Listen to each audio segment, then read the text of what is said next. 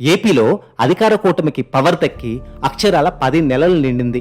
ఈ 10 నెలలలో ప్రభుత్వం తన ప్రాధాన్యతలు చెప్తూనే వస్తుంది, చేయాల్సినవి చేస్తుంది. సరే, సూపర్ 6 హామీల సంగతి ఏంటి అంటే వాటికి ఒక టైం బ్యాండ్ ప్రోగ్రాం పెట్టుకున్నట్లుగా ఉంది.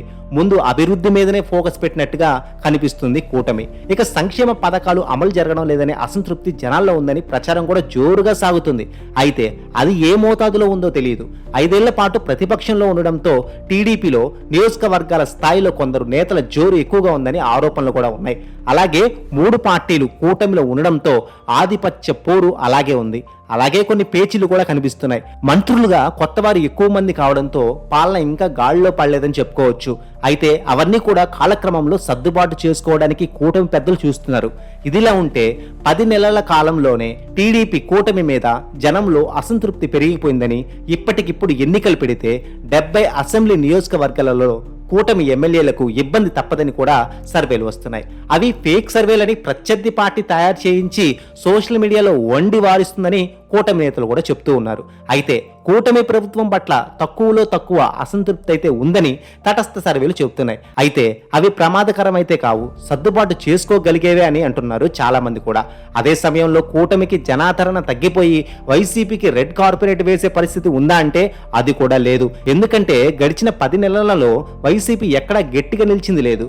వైసీపీలో భారీ ఓటమి తర్వాత ఒక్కసారిగా నిర్వేదం ఆవరించిందనే చెప్పుకోవాలి. అధినాయకుడి నుంచి దిగువ స్థాయి కేడర్ వరకు నైరాశ్యంలోకి వెళ్ళిపోయారు. ఇక చూస్తే పార్టీ పెద్దగా ఆందోళనలు నిర్వహించింది కూడా ఎక్కడా లేదు. అధినాయకత్వం కూడా జనంలోకి పెద్దగా వచ్చిన దాఖలాలు కూడా కనపడడం లేదు. పార్టీ అయితే కమిటీలు వేసింది, అలాగే బాధ్యతలు అప్పగించింది. కానీ నాయకులు మాత్రం ఇళ్ల నుంచి బయటకు కాళ్లు మోపడం లేదు. దాంతో ఏడాది నిండా కాకుండానే వైసీపీ రాజకీయ కార్యకలాపాలన్నీ సైలెంట్ మోడ్లోకి వెళ్ళిపోయాయనే చెప్పుకోవాలి. ఈ నేపథ్యంలో వైసీపీ పట్ల జనాలు మొగ్గు చూపుతున్నారా అంటే అది కూడా పెద్దగా లేదు. పథకాల లబ్ధిదారుల విషయం తీసుకుంటే మాత్రం అప్పట్లో అలా ఇచ్చారు, ఇప్పుడు ఇవ్వడం లేదనే చర్చ మాత్రం నడుస్తూనే ఉంది. కానీ అది వైసీపీకి పాజిటివిటీని ఏమాత్రం తీసుకొచ్చే పరిస్థితి కనపడటం లేదు. వైసీపీ జనాల వద్దకు వెళ్లి పార్టీని పటిష్టం చేసుకున్నట్లయితే ఎంతో కొంత మొగ్గు కనిపించే అవకాశం అయితే ఉంది. మరోవైపు చూస్తే కూటమి అధికారంలోకి వచ్చి ఇంకా ఏడాది కూడా పూర్తి కాలేదు. దాంతో కూటమి ప్రభుత్వం మీద జనాలలో ఆశలు బాగానే ఉన్నాయి. లేట్ అయినా ఇస్తారనే నిబ్బరం కూడా ఉంది. దాంతో తొలి ఏడాదిలోనే భయంకరమైన అసంతృప్తి వచ్చేసి వైసీపీ పట్ల అది పాజిటివ్ వేవ్గా మారేంత సీన్ అయితే ఇక్కడ కనపడడం లేదు. మరోవైపు చూస్తే ఓటమి తర్వాత అనూహ్యంగా వైసీపీ బలహీనపడింది అని చెప్పుకోవాలి. చాలా జిల్లాలలో సరైన నాయకులు లేకపోవడం, గట్టి నాయకులు కూటమి వైపుగా జంపు కావడం, ఉన్న నాయకులు సైలెంట్ కావడంతో వైసీపీ పూర్తిగా సొంత ఇబ్బందుల్లో ఉందనే చెప్పుకోవాలి. దాంతో వైసీపీ ముందు తన ఇల్లు చక్కదిద్దుకొని బయటకు రావడానికి చాలా టైం పడుతుందని చాలా మంది చెప్తున్నారు. ఇక ఏ ప్రభుత్వం మీద అయినా తొలి 3 ఏళ్లు జనాలు పూర్తి విశ్వాసం కనబరుస్తారు. తప్పులు చేసినా దిద్దుకునే ఛాన్స్ కూడా ఇస్తారు. అప్పటికీ కుదరకపోతేనే వ్యతిరేకత వస్తుంది.